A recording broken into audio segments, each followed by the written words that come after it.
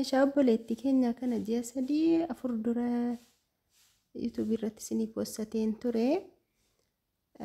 Abbaan meeshaa kanaa waan isiin natti gooteen isinitti himaa.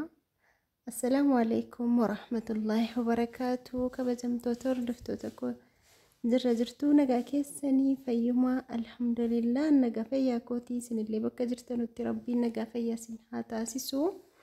Egaa viidiyoo kana lammaffaan post godhaara. YouTube'n naqaxxeef dhiisee isaan beeku. Viidiyoo yeroo tokko YouTube irra maxxanfame deebisanii maxxansuun dhorkaadha seera YouTube'tti. Garuu kan hin beekne waa biraas makeera. Copyright yoonni jedhe dileetiin godhaa, yoonni copyright jechuu dhiise immoo nan ittan dhiisa jechuudha. Akkasii jirtu hordoftoota koo nagaa qabdu alhamdulillah nagaa kootii. Egaa meeshaa kana yoo bicate ji'a 3-4 wayii gahaara duranii post isinii godhee ture. Obboleettiin keenya tokko Dubaayin teessee ajajattee turte. Meeshaa mana guutuu jechuudha, kana qofa miti. Afatallee qabdii. Firaashii boondidii kafee qiyyaarii jechuudha. Waan akkasii meeshaa mana guutuu walumaa galattidha kan meeshaa qarshii 240 kan bitame jechuudha. Akkasitti karaa aggaaroo deeme meeshaan kuni viidiyoo isaa postateen ture YouTube irratti. Innaa amma waa'ee viidiyoo meeshaa kanaa dubbachuun dhufne, waa'ee abbaa meeshaa kanaa dubbachuun dhufe jechuudha. Innaa subhaanallah nama amanuun baay'ee tokko ulfaata. Keessatti yoo nama amanamaa taatanii namni isiniif hin amanamu waan isaan beekuun. Yoo namaaf gaarii ooltan namni isiniif gaarii hin oolu. Yoo namaaf amanamtan nama amanamaa immoo argattan usin. Subhaanallah ajaa'iba. Baay'ee tokko ulfaata haalli nama biyya keenyaa jechuudha. Obboleettiin keenya kun abbaan meeshaan kun akkuma itti duraan yeroo achi teessee naanaasoftu bakka baay'ee tokko nama rabbiin sodaatuudha. Baay'ee tokko nama amanamtuudha. Fakkaatti gaa akkasitti qabdii argattee meeshaa ajajattee turte. Ji'a 3 erguma ajajattee ji'a 4 wahii turte kaateeti jechuudha kan isiin karaa biyyaa galteennaan. Meeshaa siyaas rakkabeef na achi teessee jalqabaa birrii qabdiidha kan ergamu. Erga birrii ergattee kaatee immoo daftee meeshaa kanallee hin fudhannee haa ta'uutii namichi abbaanii algaa kana waan arge hojjete kuni qodaa baasee birrii barbaada. Ittanime birriillee ala qodaan bahee qodaan si biraa turu birrii nan ergaa, birrii hunda xumuree nan erga jettee turte. Yeroo inni qodaan xumurameera mucaanis birrii hojiitii birrii na gaafataara qodaa keessa fudhadhu yoommoo qodaan ataa'utti si birrii guutuu kaffaliin jedheen. Ishii rakkoon qabu bakka hundumaan sitti erga birrii jettee booda kana TV firaashii algaa meeshaa biraallee daddabalattee turte. Isa birriidhuma kootii nan bite jechuudha. Maaliif qabdii isa kanatti ergiteetti bitii ka'e walitti assabiinatti birriin sii galchaa jennaan qabdiin kan kanaana bira jira. Jedheen isa meeshaa biraallee waan akka eelee kana TV kana firaashii algaa TV abbaa 43 jechuudha birrii 20 wayiin 27 waan akkasii meeshaa baay'ee bitee fi na kunoo akkas xumurameera si bitee waliin si geera birriin kee ammana ta'e jedheen itti hime. Akkoon qabu abbaan manaa koo jidduu kana galaa inni awwala ofumaafan sitti ergaanaan jette. Kaatee immoo abbaan manaa koo hedduu kana galaa inni dhufee birrii keessii kaffalee qodaa sirkaa fuudhu jette. Achi kaan immoo wanta ta'e wayii hin bitinnaan jedhee bakka birrii ana sii galchaa jettee utuu birrii hin galchin abbaa manaa ergite qodaa ilaalu jettee. Akkasitti dhufe inni naa bilbilee akkasii bakka kana hin jedheen utumaan dhaboriin dhufa jedhu dhiise inni nuu dhufuu. Isiinuu dhufuudhaa dhihaatteetti guyyuma 2-3 wayiitu hafee bakka ala siin dhufnee walitti fuunaa wajjin fuunaa naan jedhee dhiise dhufee meeshaa fuuchus ilaalus.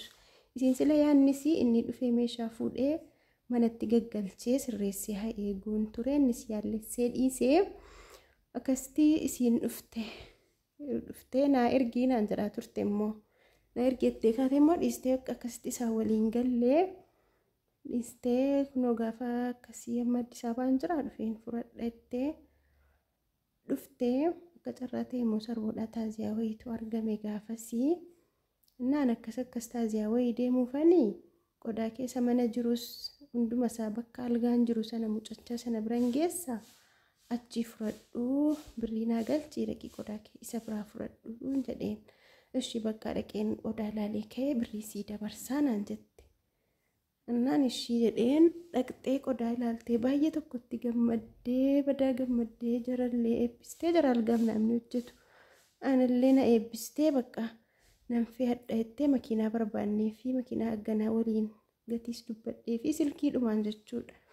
Akkasitti xumurree fi birrii immoo ijoollee achitti dirhaamaan itti kennee dhufe achii siifa galchanuu akkaawuntii keerraa naan jette. Birriin qixxeedhaa ol ilaayyuu bicate kan isii bira jiru. Anna gaafa jalqabaa harkattan sii fidee dhufa baqqaa naan jette. Amma immoo erga as keessee kaatee birrii ijoolleettan dirhaamaan itti kennee dhufe siifa dabarsanuu akkaawuntii keetti ergeeraa naan jette. Innaa lakkii mucaanii birriin algaam namni qixxee kaffalame jiila qabaa inni. Amma birriin isaa kaffalamutti qodaa hin gadhiisu inni hin kennuun jedheen. Garuu an birrii ofii kootii itti kaffalee fi fixeera isaa. Inni waa tokko na biraan qabu birrii qodaa hunduma immoo isa bira geesseera. Akkasiin jedheen jechuudha. Naa adaraa naa kadhadhu jette. Naa kadhadhu an qodaa dhuma galgala kana fudhadhee galaa. Jimmaan jirti kaa kana hunda biyyisii immoo aggaaroodha. Qodaa dhuma galgalan fudhadhee galaa naa kadhadhuun jette. Lakkii bonan dhagahuu. Naan jedheen dideen akkasitti anatti dawwaltii isatti dawwaltii an sarboon jira gaafa sarboon bulee nan gaafadheen akkas jedhaartiin jedheen yoo siinsi gaafatte birrii akkas jedhiin ta'u jedhiiniin jedheen maamaan rakkoo qaba ijoollee too geessanii naan jedhe qodaa mana si'echumaan baranii dhufu ana immoo qalbiin na shakke laawwaa wahiif qalbiin na shakke. Yeroo baay'ee waan shakku garuu qalbiidhuma na dide bakka wallaahi waan isaan beeku tokkoffaa isaa siifachi haasoftee harkattan fudhadhee dhufee sitti kenna naan jettee achi kaatee immoo dirhaamaa nan achitti dhiisee dhufe naan jettee gaafa dura abbaan manaa fidee dhufu jettee olumaa gadi haasofnaan shakkii wayina keessa gale laan waa shakkaa immoo tasuma waa gochuu hin barbaadu. Yoo qalbiin koo tamane maaluu nan godhaa yoo qalbiin koo immoo na shakkee waan sana nan dhiisa.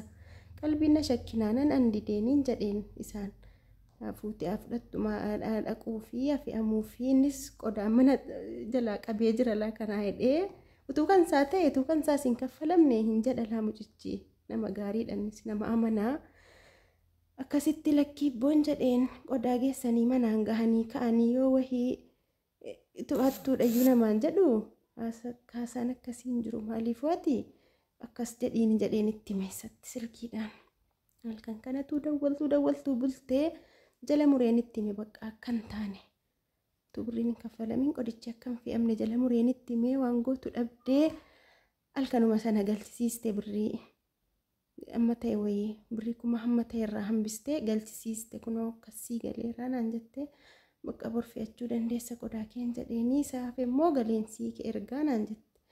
Amma sigaa diduun natti ulfaatee naanan ishee dheen dhiiseen akkasitti qodaa sii fudhattee galtee gammadaa galatoomeedha ammas na eebbisaa jara seebbisaa qodaa sii fudhattee galtee booda kana birrichaa gaan amma keessummummaarra jirti jedhee dafeeyyuu ittiin dawwalle torbuma tokko boodan itti dawwaluu jammaree wallaahi al'aadiim silkiina jalaa kaasuu didde jechuudha. Ittaan dawwalaa silkii qayyaree alan itti dawwalu kaastee ala sagalee koo bartee ni cufti. Innaa utuu birrii sadanuu sana ta'es kanuma kaalaa nama amanuuni maaliif garuu an ija koo gurra kootu siin hin beekin birrii amma sanaa natti ergittee qodaasii haala gaariin kan namni bakkeellee dhaabatee qodicha hawwu jechuudha isii miti. Akkasitti amaanaasii marfee tokkotuun keessaa nambisiin as rakkabeenii isiin garuu akkasitti birrii kona dhoowwatte jechuudha. Tokkoffaa reef biyya ormaatii galaartii garuu namni maaliif ala biyya gale qalbiinsaa kummaaf gogan jedhe. Namoota baay'een argaa ala biyya alaa jiruu fi ala biyya gale tokko miti amalli namaa qalbii. Ana birriin hammi suni wayii miti garuu isii dhuma irratti haqqii ta'a wallaahi haqqii namaa immoo rabbiin haqqii ofii namaaf dhiisa garuu haqqii namaa immoo namaan niisu akkasuma namoonni illee meeshaa isiniif guutee isinii ergee akkasuma birrii isin biratti hafee jiru of beektu isin jechuudha. Keessaan isin kadhataan oolu ofii keessanii of beekaatii naa galchaa birrii kun isiniin jedha. Erga qodaa keessan amaanaadhaan seeraan mana isinii geekee birrii deebistanii naman kadhachiisina. An awwalan jarri nuuna amananii birrii amma kanaanatti ergan jedheen ala birriin kumni ammi ta'e muraasni irraa hafu adaraa jiini kun ba'ee jiini kun geenyaan itti guuteeru sinnaan jettanu ishii jedheen isinii meeshaa keessan erga jechuudha. Isin garuu sana booda achumaan baddu. Yeroon kana jedhu nama muraasa kan akkanaa irra hedduun keessan maashaallah wallaahi jechuma naaf dhabdu jechuudha. Eebba maal maatii keessan dabalatee kun maal namni kana amanamaan jettanii jechuudha. Na eebbisaa ooltu gariidha kan galata hin qabne jechuudha. Namoonni akkasii of beektu birrii kolleenaa ergaa amaanaa namaas illee amaanaan namaa jabaadha. Wallaahi amaanaan namaa jabaadha. Haqqi namaa sumulii tokko rabbi namaan niisu amma abbaan sun namaa dhiisutti. Rabbi garuu haqqi ofii immoo maaliyyuu namaa dhiisa. Haqqi namaa immoo niisu. Inshaallah nama haqqi namaatti darbu rabbiin nun taasisinii halaaluma xiqqoo arganne nama seeraan fayyadamu. Nama nagaan itti fayyadamu rabbi nu haa taasisu. Inshaallah hundaa miti namootuma muraasa sababaa namoota muraasaati jechuudha. Kan inni asirratti kana bahee kana dubbadhee irra hedduun keessan maashaallah nama haalaaf amalaan nama naasoftanii meeshaalee waan barbaadan ajajattanii sana booda eebbaan nama gaggeessitan jechuudha. Namoota muraasaa of beektu jechuudha isinii. Birrii koo kana isiin silaa isiin biyyatti galte silaa isaa viidiyoo kana dhaggeeffatti miti maqaan sii Muniiraa jedhama Dubaay irraa galte rabbitti dhiiseera isii. Maaliif yeroo baay'een itti dawwalee deddeebisee na booda rabbitti dhiiseeraan giroosiitii.